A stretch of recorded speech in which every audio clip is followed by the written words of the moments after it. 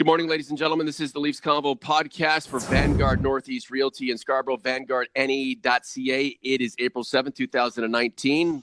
We're podcasting on Sunday, so we call this the Sunday Spectacular. Whether it lives up to that billing is up to you. Mike Augello in Cheektowaga, New York. I'm Norman James in London, Ontario, Canada. 82 games down.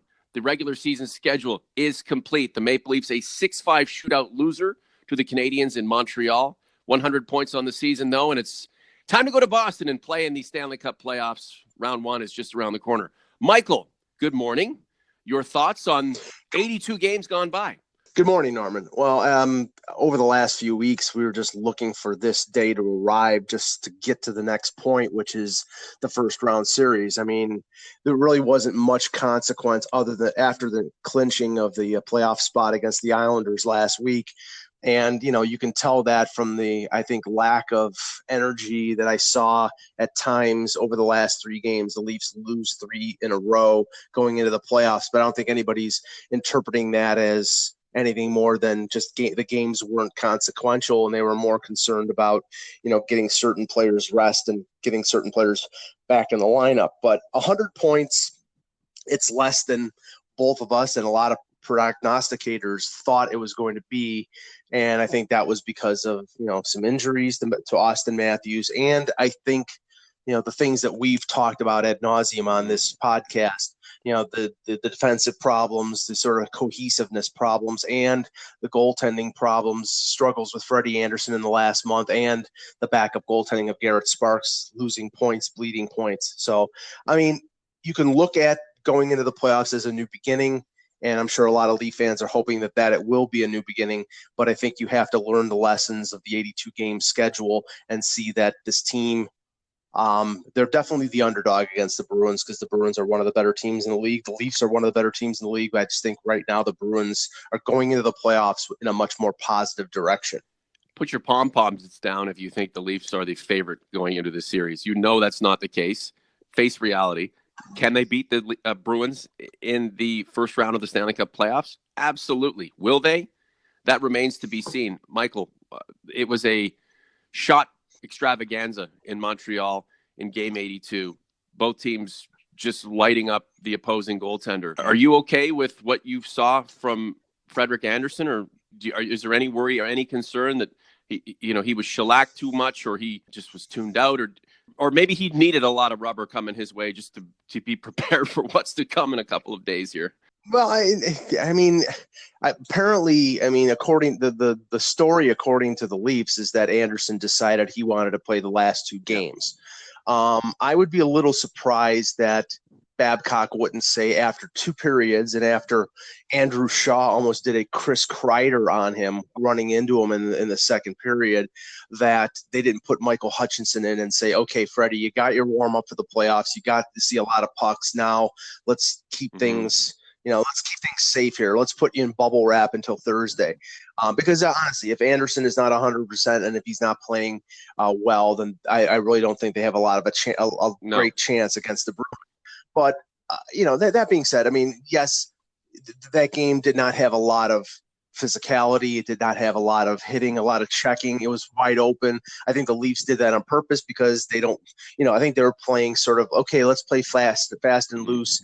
Let's light it up offensively, but let's not pay the price defensively, because when you do that, you're blocking shots and you're risking getting injured. And maybe they're saving that for Thursday at TD Garden. But I just wish that they would have maybe sat some more of their players and put Hutchinson in net, but that's apparently not what they wanted to do. I really don't understand the trend that's being carved out right now, Mike. I don't have a feeling for how the playoffs are going to go. The Leafs in this last third of the season have been a real dog's breakfast in a lot of ways. It's been confusing. It's been confounding. So resting a group of players, not resting another group, letting some players play against potentially the coach's wishes. What recipe are we trying to generate here? I really don't understand where we're at. Nobody's given me an indication that they are raring to go and that they have a process they want to follow, and we just need to buckle up and enjoy the ride, Mike. I have no clue what we're going to get Thursday. So whatever happened last night happened, and we're just going to have to push forward. OGs, converts, Podcast fans inside the YouTube comment section, help us get some direction here. Do you feel a process coming on? Do you understand what's before the team, and do you think the team has enough time to lock in and get down to business between now and puck drop Thursday evening? Let us know, or you can get at us on social media at I am Norman James, at Mike in Buffalo. Mike, honestly, the restart button has to have been hit already. If not already, it's going to be hit Monday morning by the head coach. Well, yeah, but just looking back on the last week, though, it's really strange that going into the playoffs, you want to sort of have everything aligned. You want to have your team in a certain mind frame. You want to have, you're always going to have players who are injured coming back late in the season. That always happens. It's happening with Erik Karlsson in San Jose. It's happening with other players and other teams. Mikko Rantanen in Colorado. So getting Jake Gardiner and getting Andreas Janssen and Travis Dermott in the lineup the last few games, it was a necessity. I still question, and I don't understand why it took to game 81 to make the decision about Garrett Sparks. And it's not. The thing is, it's not about Garrett Sparks per se. It's about the fact that this is sort of like a minor upheaval, switching out your backup goaltender when the backup goaltender is not going to play, and you're doing it less than a week before the playoffs. It really, we know performance-wise he has been subpar for most of the year, but you would have thought that if they were going to do that move, they would have done it earlier in the year or after the deadline. And I don't think it's going to have too much of an effect, but I'm just surprised that they made that kind of Mike, it's the guy with the glasses in the press box. That's his fault. It's on Kyle Dubas. It's hard for a lot of fans to think Kyle Dubas is at fault for anything. It's all the fault of the older guy, the head coach. But in this case, this is Kyle Dubas' fault. And whoever he's getting his advice from, whoever his oracle is, it's their fault. What do you think Mike Babcock wanted to run number 40 out there once or twice, every couple of weeks? Not a chance. But finally, something had to be done about it, Mike. And look, the head coach has got enough shit on his plate, bro. These are big days ahead for the head coach. Do you think this guy wants to be a part of another first-round exit? If you think the pressure's on Mike Babcock now, you wait until next season, because next season will be his last if this team can't emerge from the first round, even the second round. So that guy's got enough pressure on him. It's time for the general manager to step up and realize, you know what, I've made some damn mistakes that have cost this team the ability to be better. If it's Michael Hutchinson as the backup, so be it. If it's Garrett Sparks after, if he comes back mid-series after his sabbatical, so be it. Something's off, and whatever happens in this Boston series and beyond is a bonus. The thing I'm concerned about going into the playoffs is not only that sort of uncomfortable situation off the ice. I mean, I think this team I think they get along well. I don't think there's any kind of locker room problems. I think, but on the ice, the whole situation with, the line juggling and the defensive juggling and who's going to play with who on the power play and the ineffectiveness of the power play. I mean, there's just like a lack of settling on this team. And you would think after 60 games that they would have sort of settled into a comfortable nature. And they really haven't. And in fact, the last quarter of the season, I thought that the team played their worst of the year. I mean, the record was the worst. Their goaltending was the worst. Going into the playoffs, you want things to be in order. You want things to be going in a positive direction. And I think they're going into the playoffs in the most negative direction in terms of their play all year. And that's not encouraging. Now, is it possible to, as you said, flip the switch, flip the coin, and all of a sudden they play great against Boston and, they now they're focused on one thing? Yes, it's possible. But honestly, I have more confidence in the team that has put together 82 games of consistency and have built and worked on a certain system and a certain way to play, and then implements that system and that way to play in the playoffs, not somebody who just shows up and says, okay, now we're going to play good. I think we're just making excuses. We're hoping, wishing, in the same way we did when this team was coached by Ron Wilson and Randy Carlisle.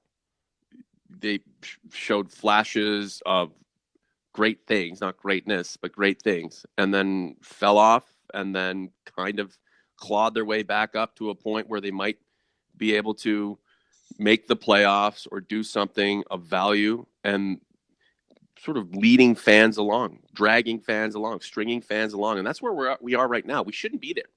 This team should have had 115 points. I'm sorry. I'm sorry you have this much talent. The game should be easier for you when you are this good. No one's saying that the team is not able to, maybe deal with this hiccup and next year go nuts because the talent's there. But we have. Sorry, go ahead. That's where I have the problem. The season is not a success. The season is not a failure because the season isn't over yet. I mean, the regular season, if you ask me whether the regular season was a success, I would say sort of. I mean, I'm sort of, in that, okay, they had 100 points. That's nothing to sneeze at based on some of the years that they've had in recent years. This is nirvana. But honestly, the expectation getting Tavares and being the going into the fourth year with Babcock and the maturity of the maturation process with Marner and Matthews and Riley and all these guys, you would expect it more from this team. But is the season a success? Will be based on what they do from April 11th until they're eliminated or they win the Stanley Cup. And if that's what you base success on, we'll see. I'm withholding judgment until we see what they do in the post. This is the Leafs Convo podcast for Vanguard Northeast Realty in Scarborough, vanguardne.ca. OGs, go to the YouTube page right now. Click on the community link. I'm going to put up a posting and a link for you to join our NHL Stanley Cup Playoff Bracket Challenge. We have like 15 players in right now. I'm going to cap it at 50, and I'm going to be giving away some TLC OG swag to the top players when all is said and done. Watch my this is a Maple Leaf podcast. How many players in this Leafs Convo Bracket Challenge are going to pick the Leafs to win the Stanley Cup? So I know it's going to be hilarious. But honestly, just out of 50, how many Leaf fans do you think picked the Leafs to win the Stanley Cup, Mike? Take a shot. Honestly, I don't think many, because I think most Leaf fans are looking at this team realistically. I mean, I would say 5. I'd say 5. And I'm looking forward to your Stanley Cup playoff predictions, Mike. When are you going to unveil those? Probably on Wednesday morning. I'm doing our Hockey Buzzcast on Wednesday and Thursday, and we'll probably be previewing and predicting the games before the series starts. So that's when I'll be releasing them. I'm sure everybody's waiting with bated breath just to lay down some money in Vegas. I don't care what anybody says, Mike. You're the best in the business, buddy. You do a great job, and considering where you've come from and how you've carved out your own path into this industry, obviously, wanting to be in conventional media now is tough because conventional media is not what it used to be, but you've carved a path through conventional media, through digital media, through online media. So bravo to you for doing that. And I want to take a lot of the credit too, because I brought you, off of the Andy Frost avenue and brought you down the main road of AM 980 and 6 listeners every Friday and Saturday. TLC OG's Leafs Converse. Mike and I go back to like 2009. I DM this guy on Twitter because Twitter did exist when you were just a kid. And I asked him, I'm like, hey, Mike, do you want to come on my radio show? Because no one else will. And you had Mike in Buffalo. You were dark guy before dark guy, Mike. No, but what I'm saying, though, is you were a phenomenon. No, you were a phenomenon because you were Mike in Buffalo. Everybody tuned in to Leafs Talk. And I miss Andy Frost. I miss the music. I miss just that Q107 vibe. I miss it so much. I miss that guy. Where are you, Andy Frost? Show your face. We need you. We need you now more than ever. But you were the guy. You came on with your 2 cents, and it was 2 cents Canadian and 5 cents American. But you were the guy. And then I thought, you know what? Maybe I can get this guy on my show because AM 980 was owned by the same company that owned Toronto 640 or Talk 640, and you decided to come on. We did a weekly segment, and we've been producing mediocre work ever since. That's why we are. that is why we are where we are. Martin Marincin, number 52. He's not going to be on the playoff roster, is he? Speaking of mediocre, no. Well, yes, Good he is going to be on the God. roster. Did you see that last night? The pass. He's going back to get the puck at his own goal line. All he has to do is skate it around his own net and just skate it out.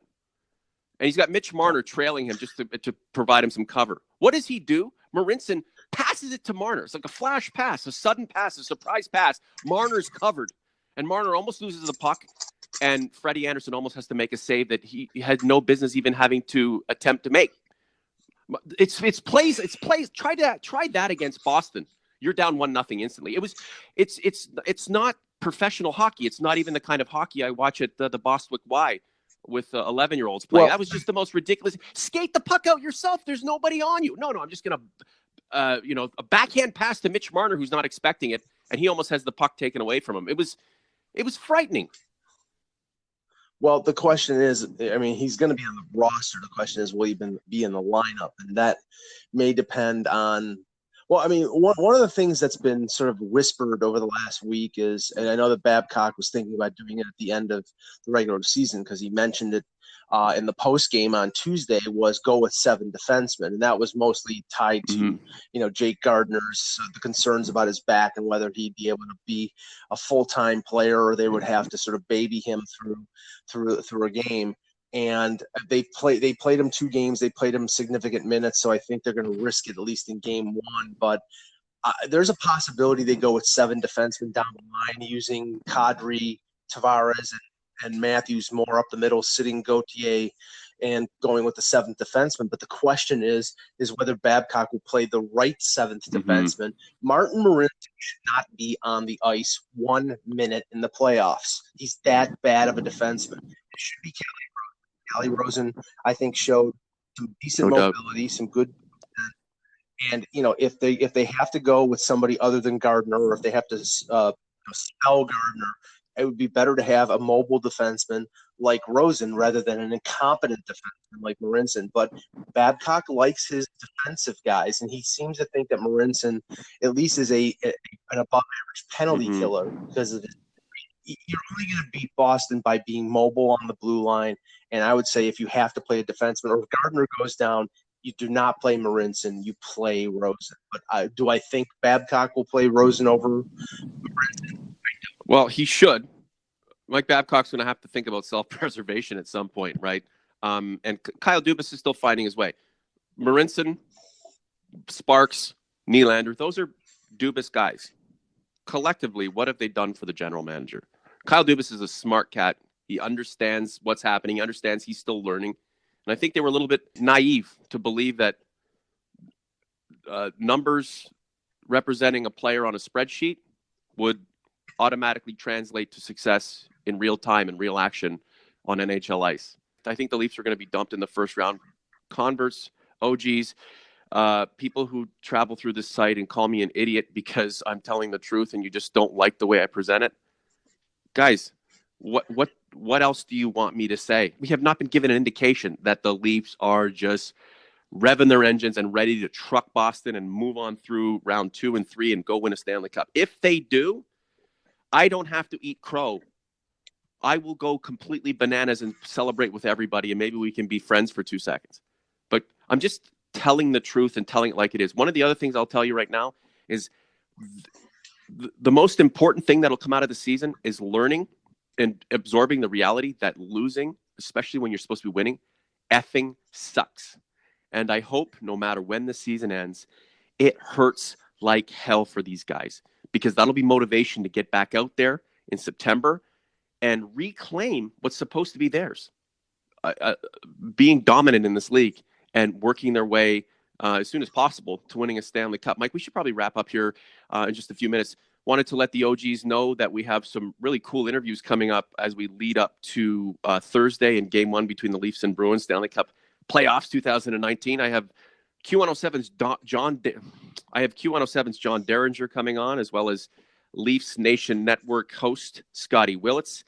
And Mike, you are going to reconnect with the man, the myth, the magic, Billy Agua, Wilbur, Bill Waters. Can't wait for that, buddy.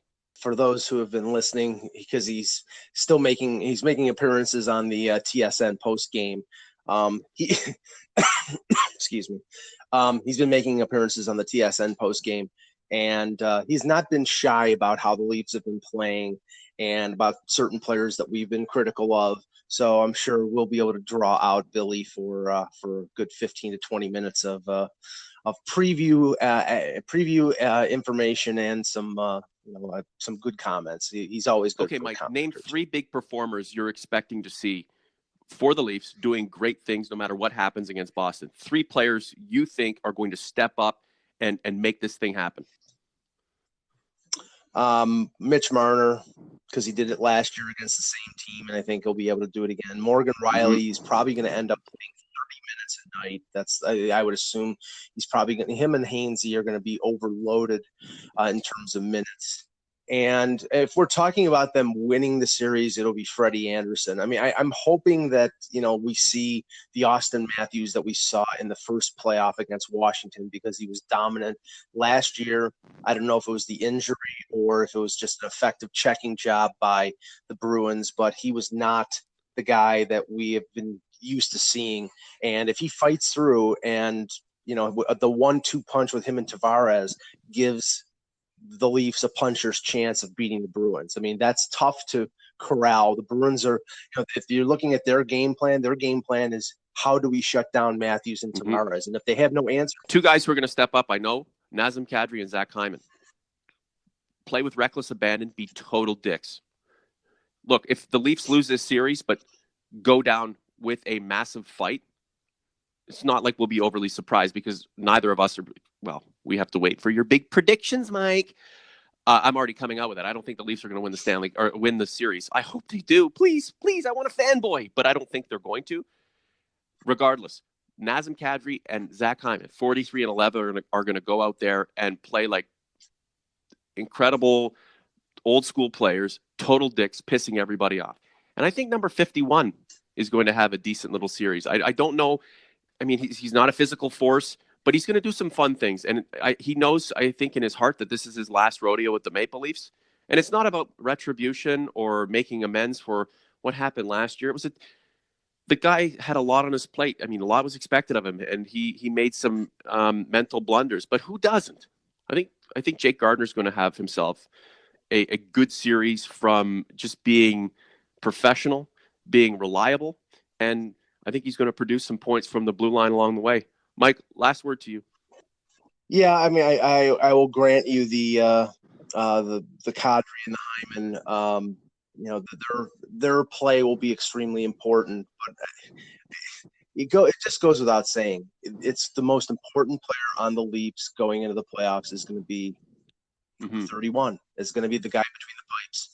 And not to put too much pressure on him, but I think the organization has put that pressure on him. There are enough shortcomings defensively that he has to stand on his head. So we will see beginning on Thursday whether he does that or not. Let's not forget, this is another learning experience for the Maple Leafs.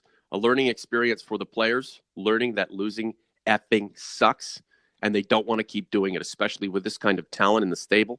So another learning opportunity for Mike Babcock. Brother, you'll have another year after this one, and then if you can't succeed with this group, it's bye-bye. Wouldn't that be terrible for his legacy? Thinking that he could come and be the head coach that leads the Toronto Maple Leafs out of the darkness onto Bay with that darn Stanley Cup, and it not happening. That would blow for him. And for Kyle Dubas, too. All of these dudes are going to learn from this, and I believe they're going to be better for it next year, because the pressure, if you think it's bad now, it is going to be almost unbearable next season if we see the same kind of results as we are at this very moment. I'm not writing off this season whatsoever. Michael, thanks for everything over the last 82 games. It's been a blast. We'll talk to you soon. We would like to thank Vanguard Northeast Realty in Scarborough, title sponsor of the Leafs Convo, demonstrating passion for the industry and a superior level of excellence in selling, leasing, and marketing your property. Vanguard Northeast Realty.